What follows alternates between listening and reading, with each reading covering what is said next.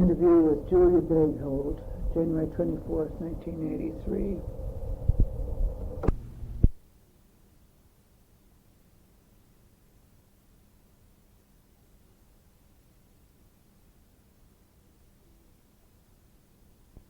This is a 2.5-minute silent lead-in.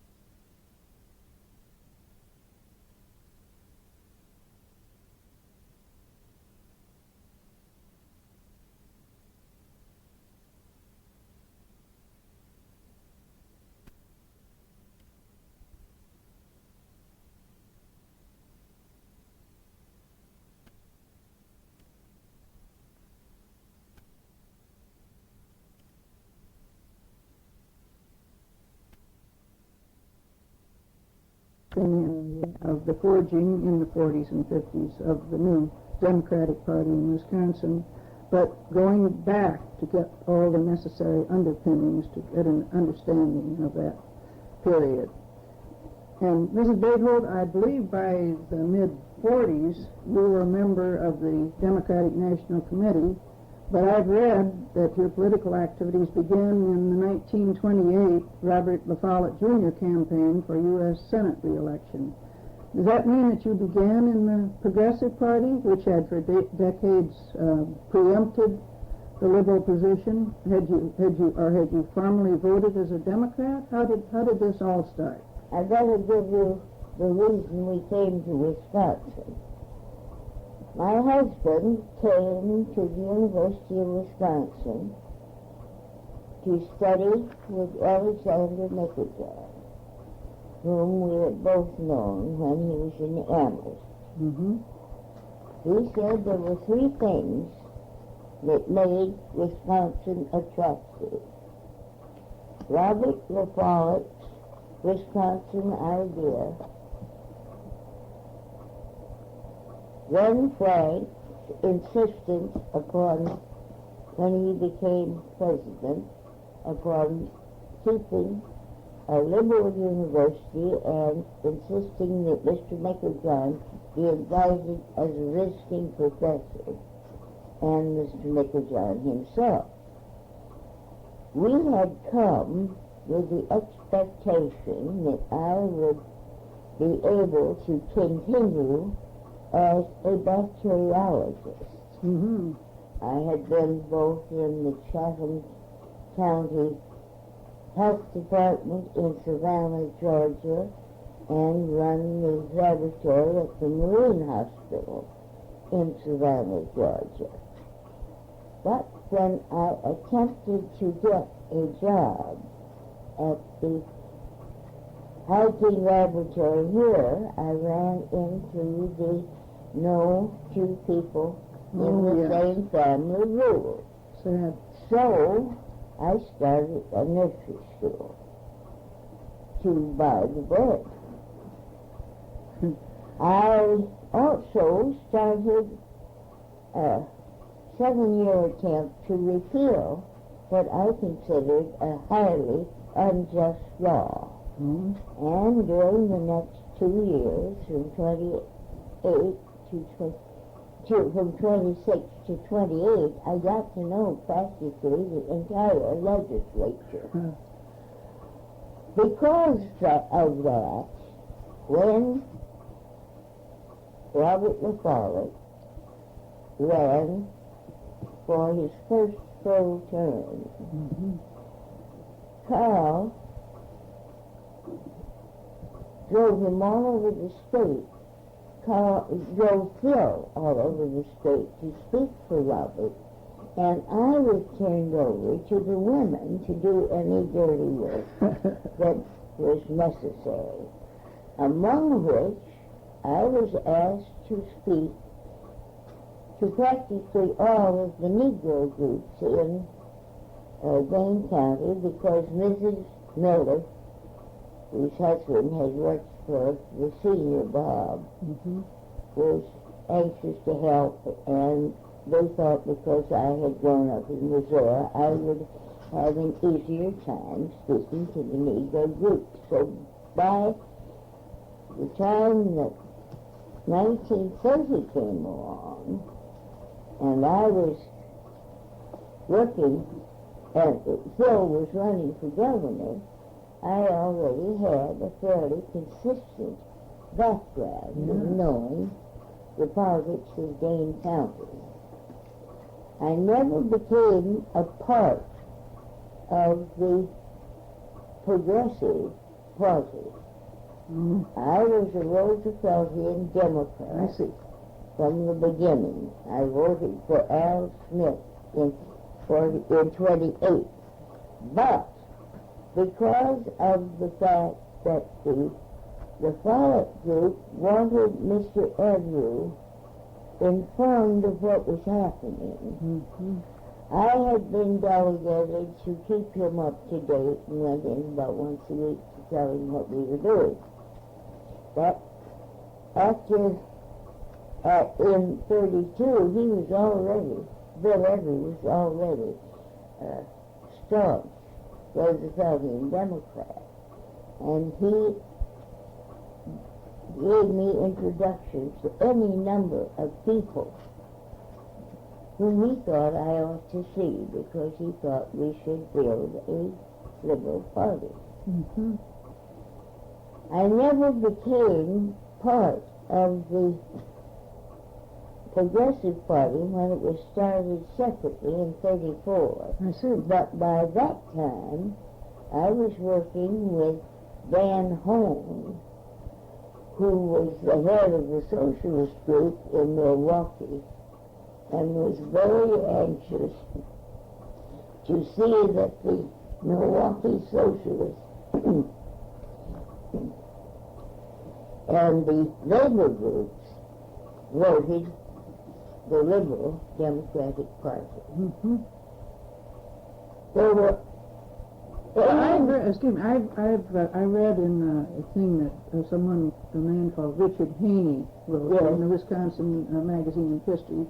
He says that you were an antagonist of Daniel Holmes. Why does he say that? I don't know where he gets that, because I wasn't. Doesn't come out in what you've been telling. As a matter of fact, I worked with Daniel Holmes from 1932 to 1950. And Mrs. Holmes was appointed National Committee woman when I resigned in 1950, because Carl Thompson and I were both from Dane County. Oh, I see. That's when and we it was went off. improper. I was National Committee woman from 48 to 50. And I stayed on after Mr. Thompson was appointed in 49 when when Bob Keene was appointed judge, because Tom Fairchild and Henry Royce and Gaylord Nelson and Horace Wilkie and all these people said I was the only person who knew anybody in Washington. I had been working directly with the Democratic National Committee since Henry Truman was at the head of the Senate Committee. Because he was a Missourian. That was a good right. That was, and so I knew Oscar Chapman and all those people personally long before they came and were willing to work in Wisconsin officially. Well, that tells a little bit of how I you don't got know started. where Mr. Haley gets the antagonism. I was one of 3 people, Gerda Amley, Rosalie Morton, and I went down to Milwaukee at the time that Daniel Hone called people from all over the state in to start what he called the liberal clubs. Liberal clubs? The liberal clubs. They were not democratic clubs. They were the liberal clubs. This was because the Progressive Party, starting as a national party, had made it explicit that no socialist would be allowed to be a member of the Progressive Club. Oh. That was an official part of the charter. So in your liberal clubs, you had a broader spectrum. We had a broader spectrum. And mostly it was the populist people from up north that had the Bryan brand, the lapover of the Bryan populist movement that had started in Kansas years ago. You mentioned and was very active in northern Wisconsin in what is now the co-op movement. Oh, that's the farm co-op. And of course the socialists had always voted a liberal policy. And later the unions began getting emphatic that they needed congressmen in Washington who would cooperate with Roosevelt. I see. Because of all the things that were going on. You mentioned Gerda Hamley and Rosalie Martin. What were there other women who were active with you? Gretchen Bonfreken was very active. Gerda Hamley headed up the volunteer women who came out in the 44 campaign, which was the Roosevelt McMurray Home group. That was the first official Democratic run committee. I think I better get back to in 44. I'm sorry, I got you off the track. This was in 44. Let's go just a little back a little bit. I started getting in touch with Mr. Edwards because he also was interested in being a Rooseveltian Democrat. He was very thrilled with Ed Whitty and Harold Groves and Audrey Williams and Andy B. Miller and all the people who went from Wisconsin down to help the Roosevelt administration. He was interested in seeing what happened. And out of that began to grow first a liberal group who would endorse people of either party, either Democratic or Republican Party.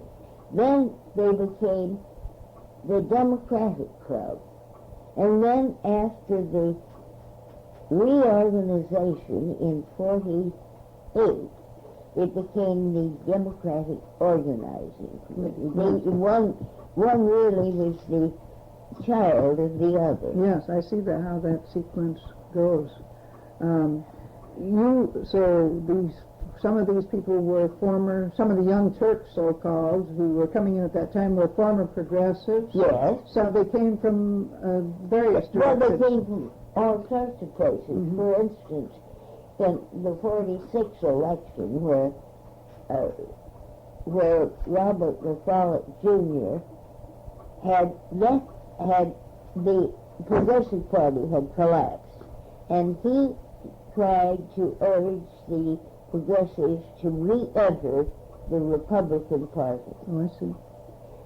Tom Fairchild and Gaylord Nelson both ran for the state senate in 1948 as Republicans to support young Bob. And when he was eliminated in the primary by McCarthy, they left the Republican Party and came over to join the Democratic Club, which was trying to build a new wing in the Democratic Party. Mm-hmm. And it was out of that that in 48, all of these young Turks ran as Democrats. And for the first time we swept Dane County, we carried the state for Truman by 25,000, which had almost lost its place on the ballot in 44 because they had less than 60,000 in the state in the presidential election. It's amazing. So it was a complete turnover, and it was these young Turks who came in and finally, having been talked to for years, some of them, finally joined in and actually formed the new party.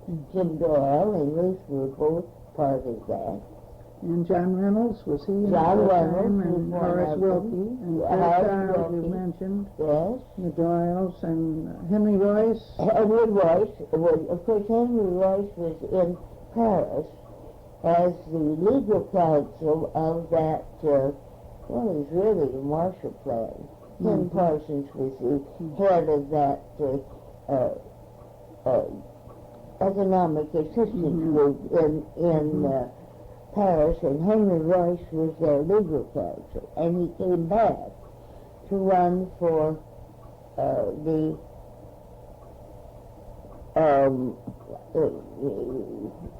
House of Representatives, and I think it was in 54 that he came back. Oh, so he was at this particular time he was not around. I've been working with Henry Royce since 46. I knew Henry Meyer, who later became mayor of Milwaukee at that time. I knew Clem Zablocki and Wozlewski. What about Philio Nash? Was he at that time? Philio Nash was, of course, later Secretary of the Interior. I had known Philio Nash when he was a student in the Experimental College. Oh, that far back.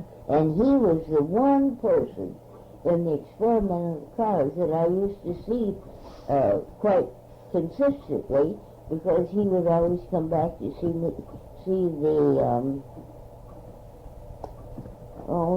Italian family on Regent Street. One of the grand old families, yes. Tonight, no, not tonight. No. Well, We can think of that later. Yeah. Anyway, they were Sicilians, and Charlotte Gower, who Philio Nash took his degree on anthropology under Charlotte Gower, who had been my classmate in Smith. This threads within threads is how that. But I had kept track of Philio Nash, and of course later he was Secretary of the Interior and was really responsible for pushing for the independence of the Menominee tribe. It was while he was Secretary of the Interior that I think it got accomplished. I see.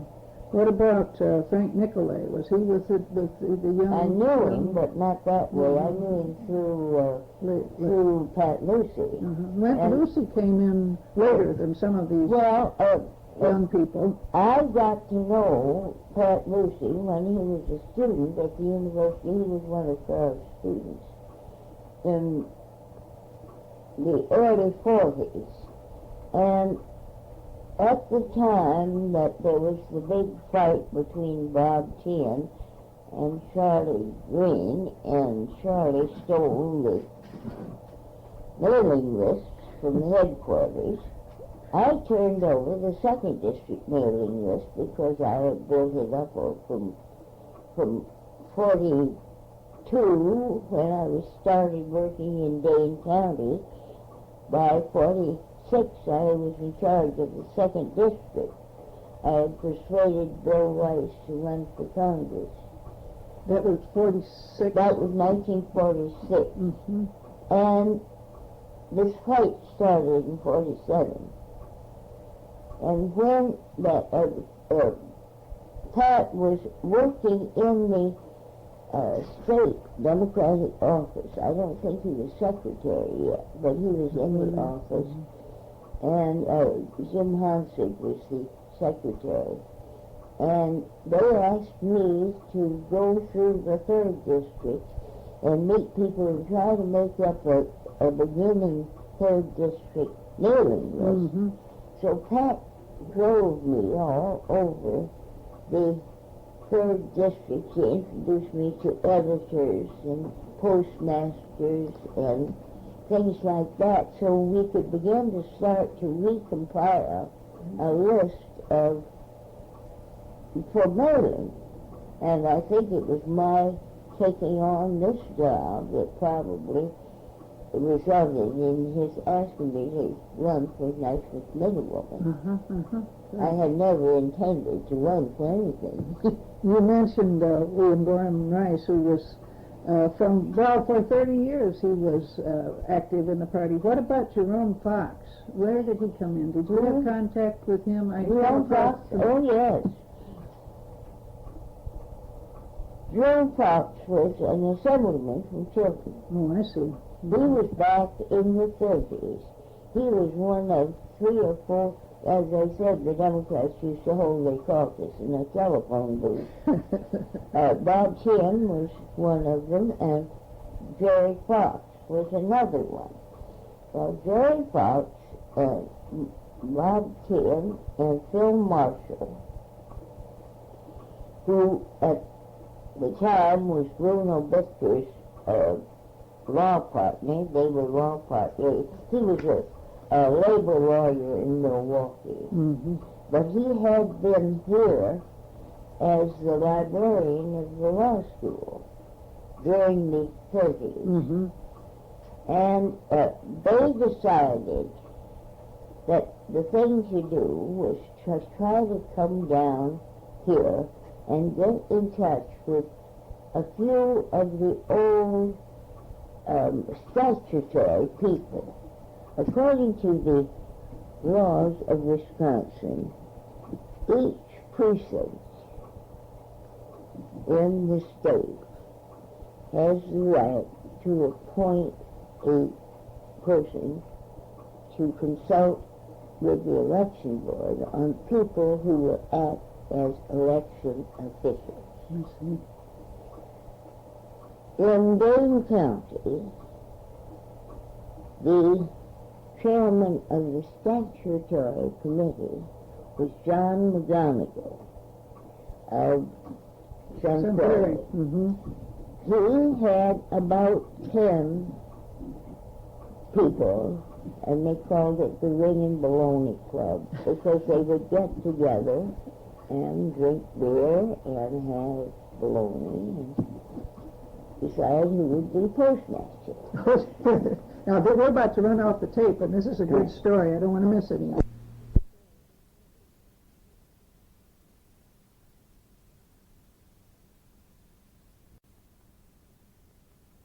February 24th, 1983, tape 1, side 2. We'll give a bare 2.5-inch lead in.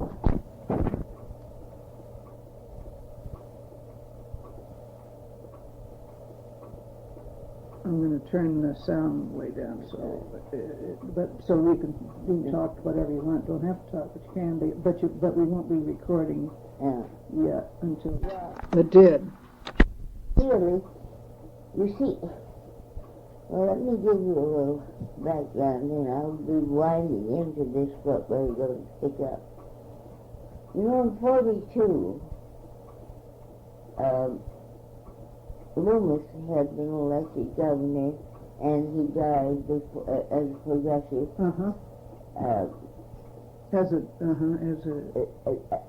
And Andy B. Miller had lost his job in the assembly, and he was working for the Price administration people, Leon Henderson, or whatever that commission was. And this group of people got together and said, good God, we've got to have somebody run for the 5th district. And Howard McMurray, the 5th district is in Milwaukee. Howard McMurray offered to get a leave of absence from the university. He was at the extension in Milwaukee in political science. And he ran in 42 As a Democrat. And was elected. And at that time, Andy came back to try to set up something, and he came back from Washington. And this group came down to Madison, and Andy called me and said, Julia, come on down to Miles' office and we'll talk about it. And this group got together. Bud Hughes Camp, I'm interested in this liberal club. Ben Bull, who was a good socialist, I'd gotten interested. And we got them together with Miles Riley and his son, Bill Riley, and John McGonigal, who was the statutory chairman. And it was out of that I started taking on, officially, being John McGonigal's secretary. I see. We went. I think we better get into this, don't you? Let's back up to where you all met together, or wherever you think is a good point. Now, let me just see we've got everything set. Okay, then this will be the beginning of side 2 of this first tape. Okay?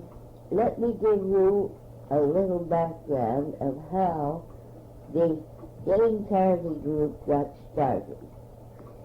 Early in 1942, Andy B. Miller, who was in Washington, Bob Tien, who was a state senator and state chairman, Phil Marshall, who was a labor lawyer in Milwaukee, and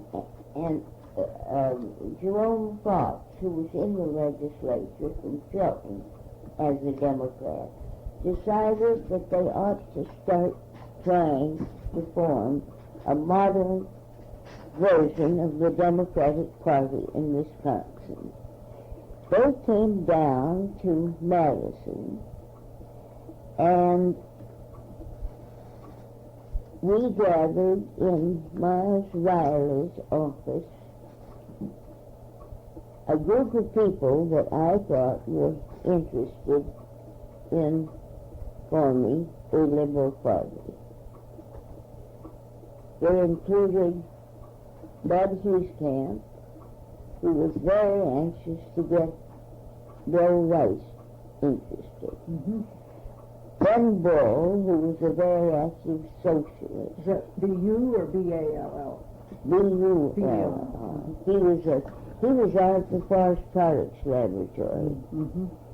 And he was a socialist and very active in the Socialist Party, and it was Dan Home that suggested that Ben Bull be included.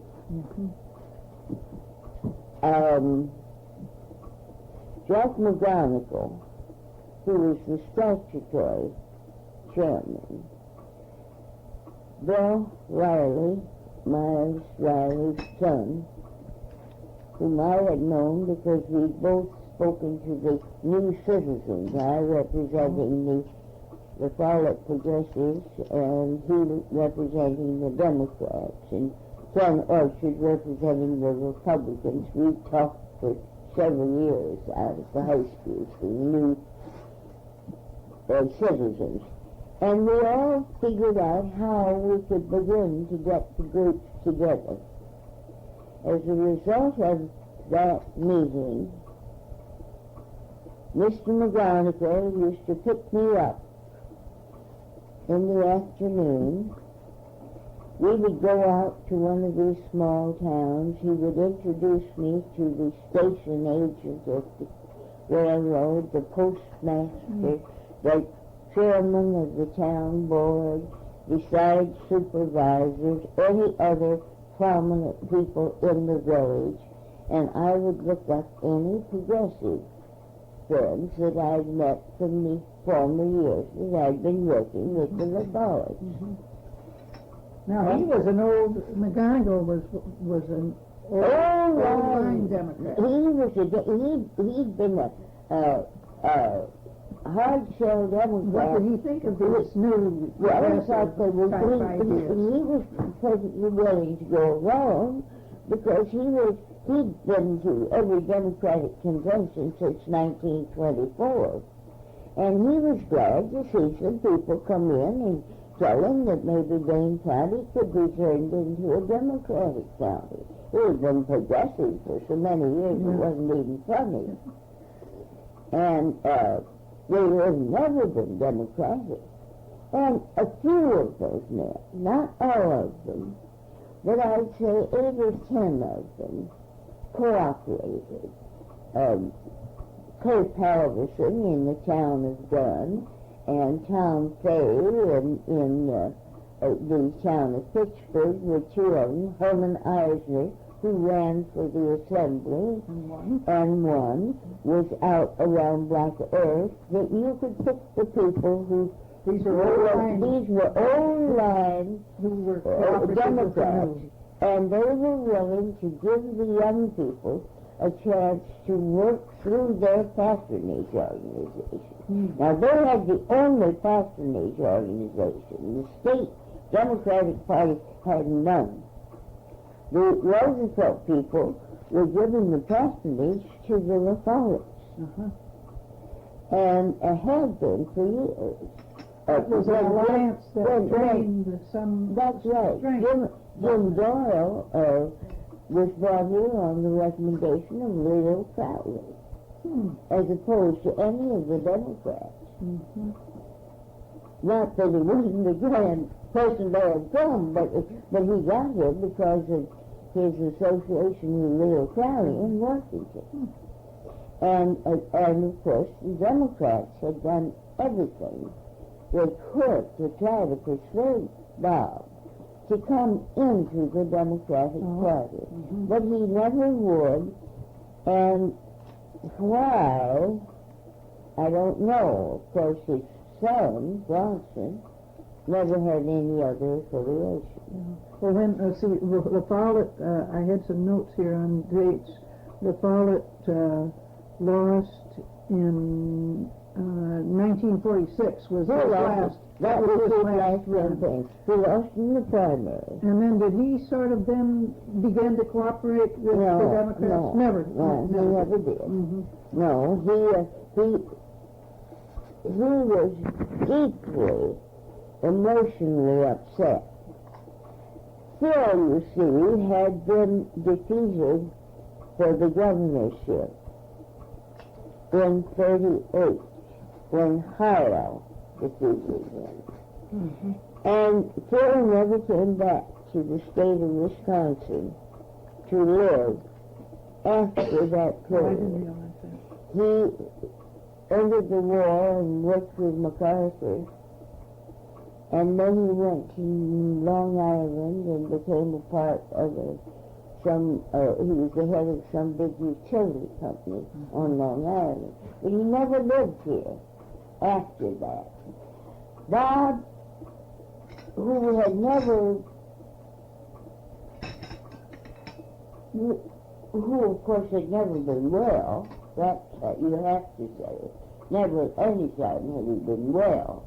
And he had been elected to the Senate only because he'd been appointed to the Senate only because Phil wasn't old enough to enter the Senate at the time that his father died. So Bob was.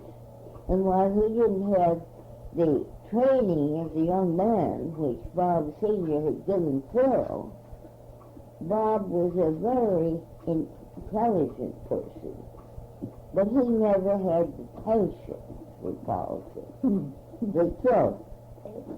And they just stayed in, Bob and Rachel stayed in Washington until he committed suicide a couple of years later. And that, I think, was because he knew that he was not well and would never get any better. I don't know that at first hand. That is inference. I do know, of course, I've known Bronson, and I think Bronson is an extraordinary example of the blending of the two qualities. I think he's able, like Phil was, and sweet like his father was. And has a better health and more energy. Yes, I think he's, and I think he's grown tremendously during his tenure of office. I think he's an exceedingly impressive person, fair-minded, just, I can't imagine him doing anything that would embarrass this state. So, although he may have started out with just a name, he's a lot more than but that. he certainly has lived up to it. Yeah. Well, it's interesting to think of all these forces that came together, populists and socialists, labor, and farmers, women. I suppose women as such weren't particularly a force, just as women, but as hard-working people. Well, of course, Greta Amley was exceedingly good in organizing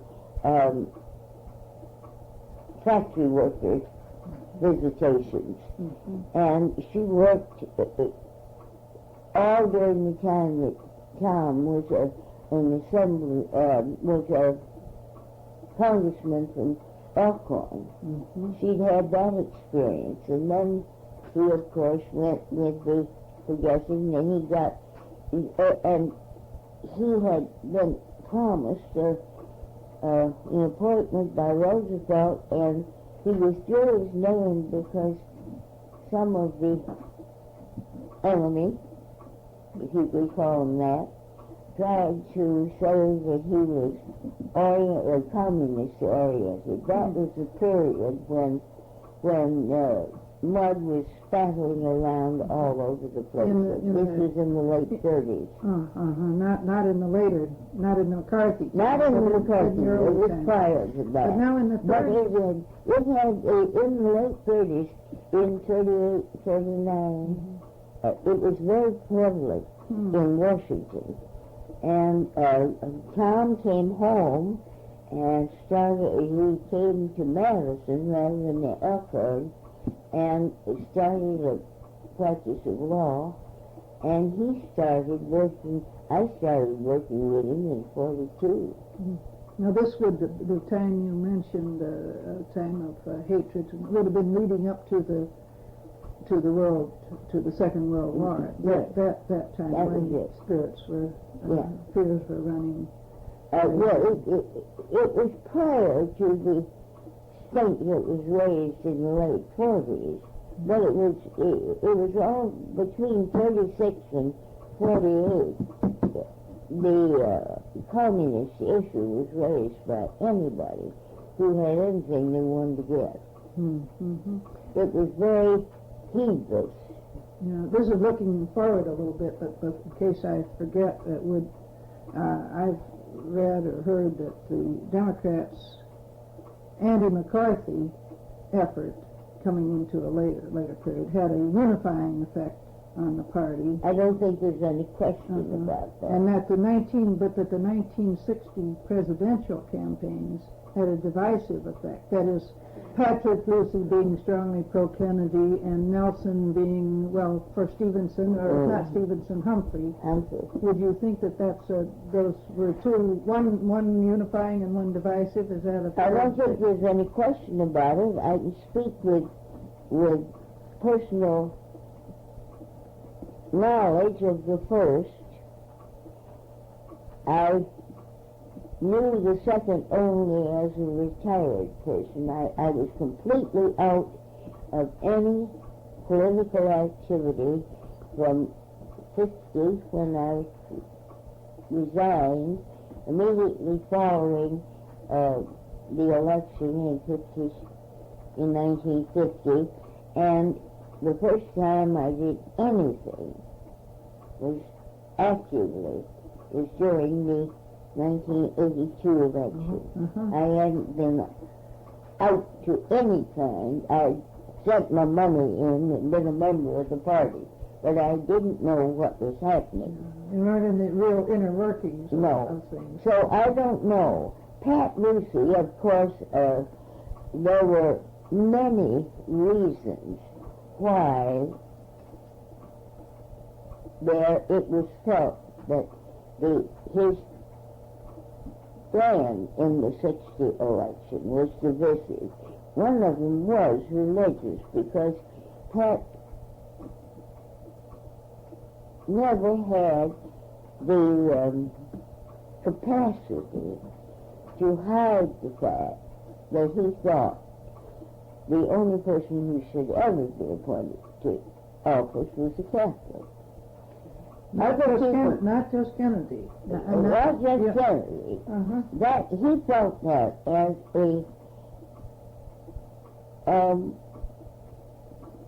law of nature. Not just that it was time to get one. Pat and I had parted company in the 40s on that very issue, because I could not accept as adequate a recommendation for a job that I was supposed to recommend someone for, because he was Catholic and no other reason, and Pat knew it. That didn't mean that I didn't like Pat, and that many of his ideas were good, but he never was capable of compromise, to my knowledge. And I saw a good 11 during the 40s, between 42 and 48. When he was when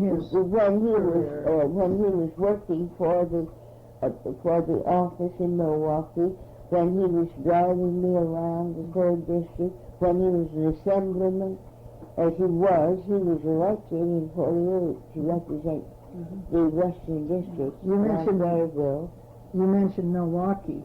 One used to hear references to the Milwaukee ring and to the Madison ring of the Democratic Party. Were there really such divisions? What was that all about? Or was it just, it wasn't just a plain urban rural state? No, it was much deeper than that. It started out that way.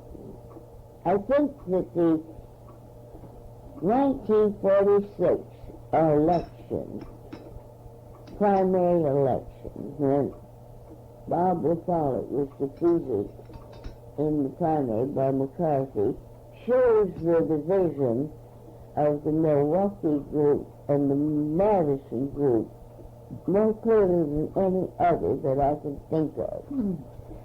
This was the time when I think it was the Electrical Union in Milwaukee had become practically communist dominated. They were challenging a good many of the other labor unions, which were mostly socialist, in Milwaukee.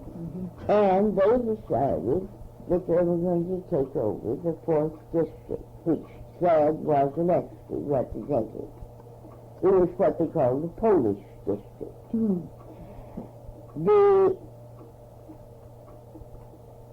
At that time, there were a lot of people who were supporting Bob LaFollette who were not willing to commit themselves to the Democratic cause.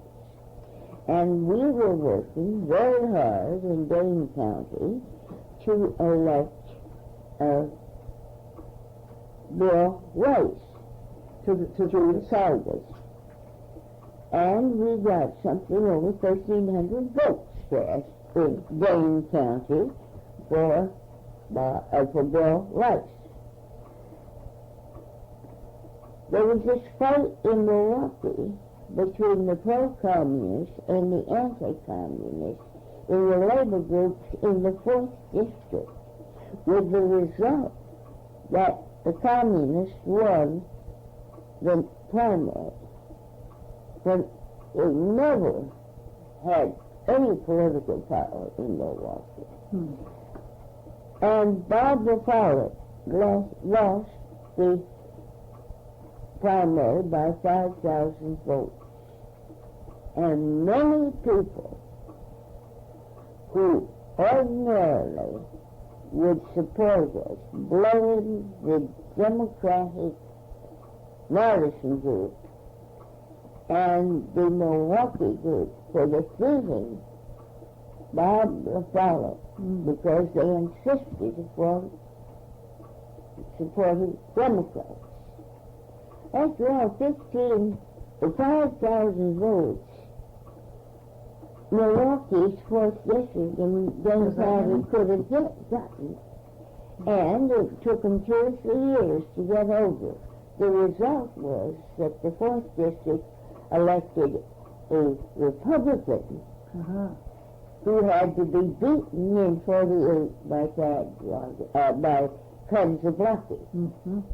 And this was the recurrence of cooperation between Milwaukee and Madison groups. So that wasn't a long-standing... It wasn't a long-standing thing, but at one time it was very much. I thought perhaps it was a thing that had that had been in action longer than that. No. You mentioned the labor support and labor activity in the party. That became a very important thing and continues in the building of the new party. Very definitely. And for instance, here in Dane County, we had mainly through Mr. Every's introductions, I got to know George Reaver, who was in the CIO. I got to know Pierce Roberts, who was in the AFL, and I knew a great many of the labor people, and we were working, they were getting our literature and cooperating with us in working precinct work. And a great many of them took over the job of being precinct committeemen and being election officials. Those are the little ways that you have to build a structure of people, that you've even got to have a telephone committee. So that if you want to see that people are going to get rides to the polls, you don't have to call 50 people, you call one, and that starts the ball rolling, and you've accomplished 100 calls. That sort of cooperation, after 46, we have it consistently with the labor group. Marvin Brooks is another name I remember, labor person who was active. Oh, very. Of course, George Reaver for a long time, and as a council. And of course, the Negro who was cooperative was Mike Shivers. Ah, yes. Who Lucile Miller had gotten. So he was the first Negro who ever served on the Madison Council. And he has for a long time. That was in the early 40s.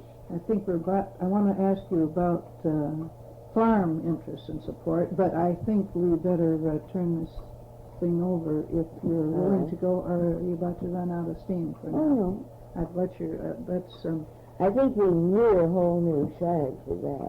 Yeah. All right, shall we get into it? All right. I'd like to. All right, I'd like to.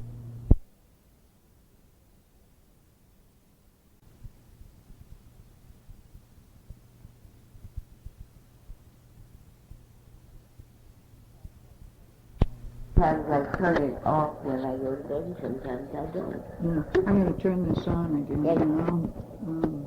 Get it together.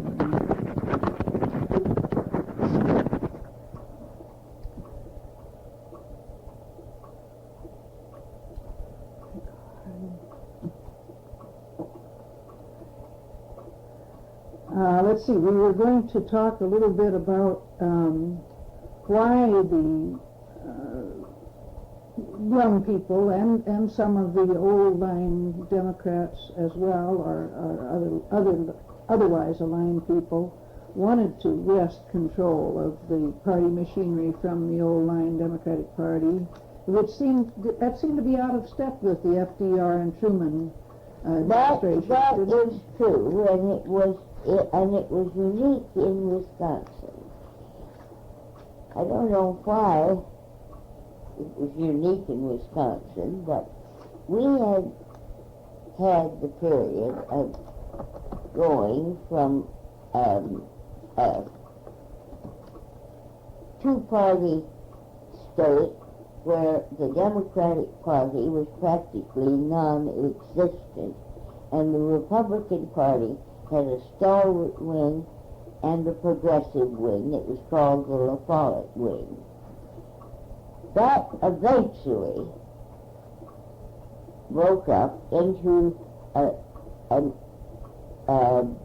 Democratic Party that was very little, a Republican Party that was the stalwarts, and the progressives established the National Progressive Association. However, they did not include any socialists.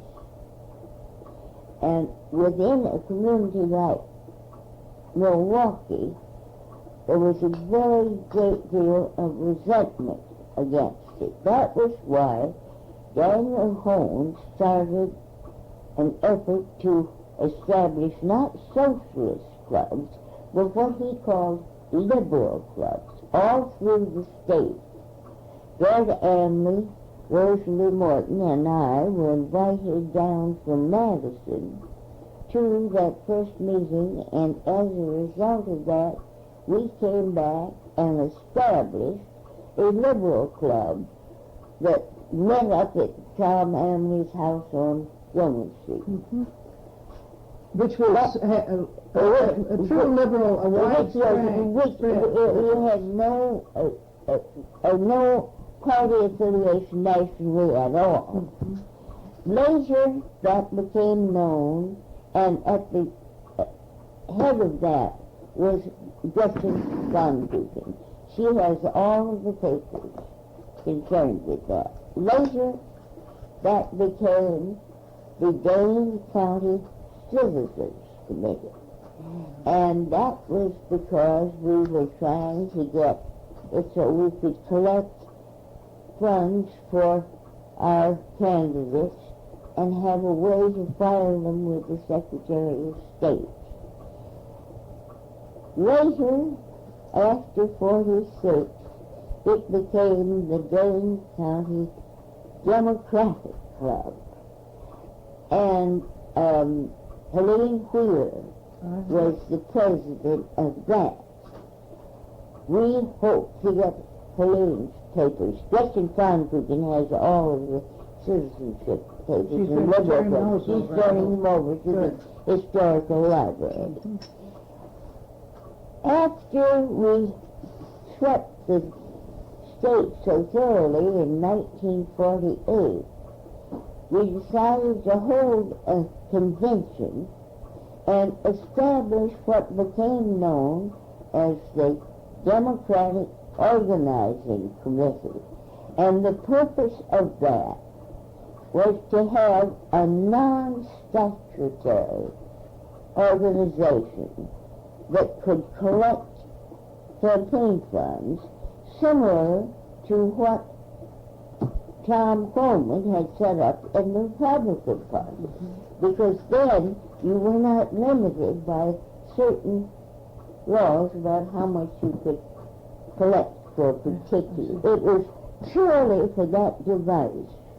And that is the organization that established the headquarters, has handled all of the affairs, seeing to it that the statutory committee was appointed, but being actually the effective organ of the party.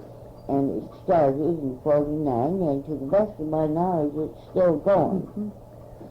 James Doyle was I think young Jim is running for the head of it now. Oh, I didn't realize that. At this, I don't think I don't know whether the election has been held. I didn't know, but I think it was held this month. But old Jim Doyle and Nelson were co-chairman of that first. Old Jim Doyle, and later Lucey was chairman For quite a while. And later did a very workmanlike job. That's right, he was a very good party chairman. And then after he got into the governorship, it's gone through, I don't know, I had met Matt Flynn, who's the present chairman, I think. And I think he's from Fort Washington, someplace else. It's not Madison, it's not Dane County. Excuse me, I shouldn't have said old Jim Doyle, I should have said James Doyle Sr. James Doyle Sr. But James Doyle Sr. was brought here in, I think it was 47, as the prosecuting attorney for the Western Districts on the recommendation of Leo Farley. And of course, at that time, it wasn't until after the establishment of the Dane County, of the Democratic Organizing Committee, that the Democratic Party really began to get any patronage. I cannot tell you whether it has much now or not because I don't know. Yes. But I'm not on the inside. But it has been a very effective, it's been very effective in getting people to work voluntarily on a county and local basis. A lot of grassroots. A very great deal. The emphasis has been on grassroots. And some of that grassroots would have been farm. And some of that grassroots was farm. My first acquaintance with it was when I was going out through the county for Bob LaFollette Jr. And I started meeting the milk co-op people. Practically all of them were populist background. They no longer had a group that was actively co-op in the national picture. But you had all sorts of farm co-ops. You had dairy farms, dairy co-ops, egg co-ops, meat co-ops, and the farm people began to get this co-op orientation. And all of the Stonemen and all, Dane was just filled with them. And so was Richland, up around Richland Center, which is that Iowa County? I think so. I'm not sure that Richland is quite, no, I don't think so, but it's up beyond. Anyways, it's west of here. All of that area in southwest Wisconsin is dairy co-op country. The Dairyland Co-op was one of the most effective groups, and it was one of the first ones to develop the REA when, after Roosevelt made it possible for the farm co-ops to build their own power plants and not have to go through the private utilities. Because they've been trying for 20 years to get the private utilities to electrify the farms. And they refused because of they said, the high cost. But as the REA has proved over and over again, the farm people have proved to be one of the best customers the utility people have. Really pays off. And they are still very active. Well, now, not all the co-op members were a force in the Democratic Party. But a very large number of the people who were actually on the controlling boards were. And it's surprising when you go into some of these ethnic groups in Wisconsin, you find if you get a toehold in a Norwegian neighborhood, you get a very great deal of influence toward getting the rest of the group in. Or it may be Finnish, or it may be Swedish, or it may be Irish, but you start with a neighborhood and you pretty much got the whole group. And they are very exciting groups to work with. This is ethnic. Yeah, and this is not unique in Wisconsin, but it's... No, but it's one of the ones that has as many, it has probably as many ethnic groups as any state around. It'd be interesting to there's something like 50 odd. There's something like 50 odd different ethnic groups. And the Swiss, we didn't mention, but they were down around New Glarus. Oh, yes, there are a lot of Swiss down there. Yeah. I don't know how that, what their politics is down there in the Swiss. The politics are very, very congenial. The Swiss colony people have always been staunch Democrats. Or at least they have ever since I've known them. During your time, my activity. predecessor as National Committee woman, Helen Marty, was part of the Marty family, which was part of the Swiss colony I see. group. And so many of them, the old settlers, and actually the Cornish groups around Milwaukee, Mineral Point, also were very strong members of when we first began getting out into the 3rd district. We found them good workmen. Well, you covered a lot of territory. We covered an awful lot of territory. A lot of hard work, a lot of taking some chances with finance in particular. Oh, yes. We, of course, we had no money during the time that I was working. The idea of getting even your expenses was ridiculous. What do you make of modern politics and the financing and the great amounts of money spent on TV? You think that that TV is a sinister? To my mind, one of the things that I am most excited about personally is that having started 20 odd years ago, more than that, 50 odd years ago, to see that politics got out of the money market, that you didn't buy votes. I am convinced that the only way you can control the corruption that is inevitable when you have a dollar value on a vote is to get matching funds.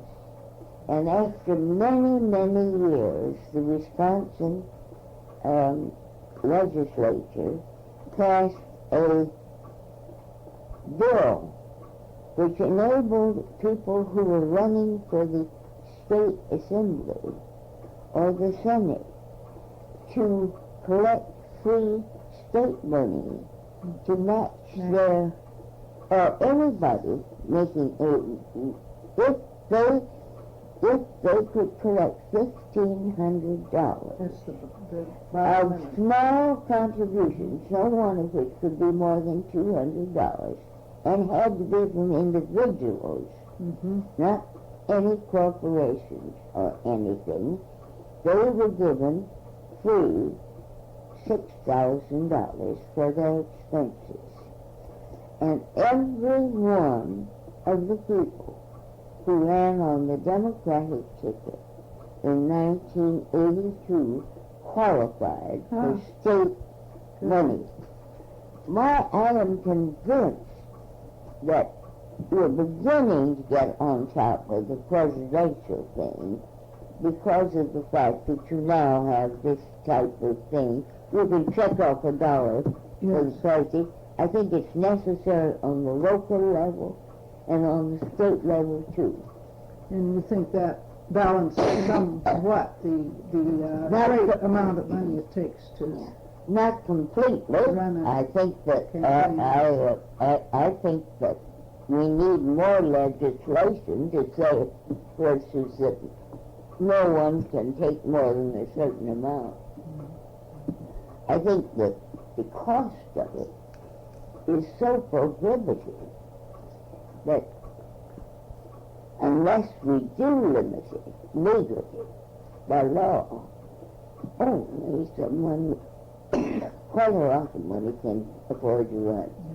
Just even with the matching funds. That's right. Even with this other kind of financing. But because when I was active in campaigns back in 48, 49, a spot on the television would be $25. Now it's around $1,200 or more, and in some places it's more than like 10,000. What do you think? Do you think the exposure is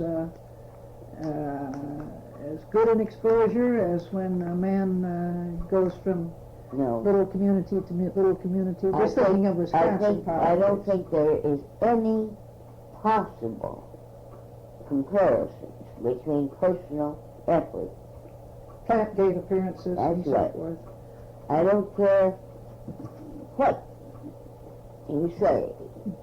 I think just being able to say I shook hands with him makes a difference. We haven't talked about Senator Proxmire at all, but he certainly has shown the payoff of plant gate appearances. I think so. I think he is a very good example of it. He is also, I would say, a very good example of a person who has almost made a religion of his type of politics.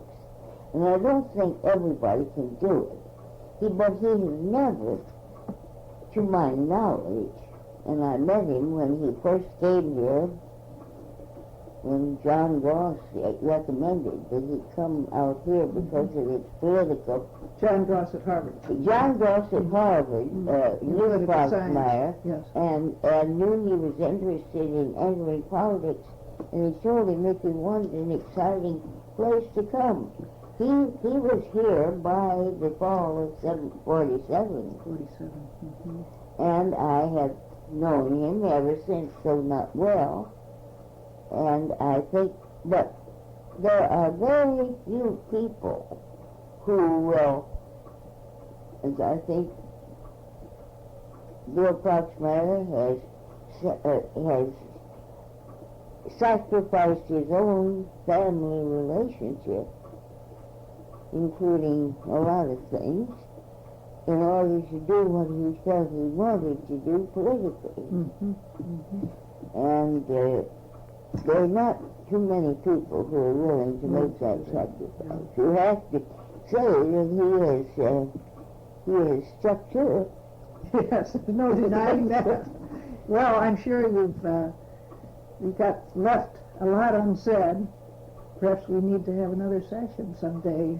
But I wondered, before we close this tape, which we're getting close to, unless have you got any specific Well, questions? no, I just wondered if there's something that you think really must be said about what the catalyst of all this has been, or fertilizing the grassroots. You think that was it? Or I don't think there's any question but what the work that those young people, Gaylord Nelson and Carl Thompson and some of you middle-aged, what we did in going out as they did week after week to little groups through the state has built what has come to be quite a sizable political organization. You cannot say that in 1948, though some of us had been working as I had been working for 20 years, some of the others the same way, we didn't have an effective organization. We had the promise of one. And the young people really carried it on. Now that I don't know it firsthand. I watched it. And I think, as a matter of fact, that it's had its ups and downs. But I think there's another generation of extraordinarily unusual young people, of whom Tom Loftus and Tony Earl and Jim Flynn are great examples. Mm-hmm. And I'm hoping that they'll sort of go back to basic things, and because Tony has demonstrated that he has felt it was very important to get out to see these people out through the counties in the small towns. Mm-hmm. And I don't think there's any substitute for personal grassroots work. You'll have to keep your eye on these fellows. Well, I mean, the Democratic Party came gradually. It was a lot of people's work to be a real, it's a two-party state. Yes, which it hadn't been for a long time. It has not, And as a matter of fact, the National Party is bragging about Wisconsin. Wisconsin is a real force in national. And this, I politics. don't think, has been true before. Mm-hmm, mm-hmm. Not always. Mm-hmm. Some individuals, yes, but in general, I don't think the state has had as high a reputation as it does have. Mm-hmm, mm-hmm. I've heard from a number of the older people that they're quite impressed. Mm-hmm. Good, good. Well, shall we call it a day for All today? right. And if you think of more questions, let's have another one. Good. You willing? Yeah, I'm very serious Yeah, about that. fine, fine. Because we've done this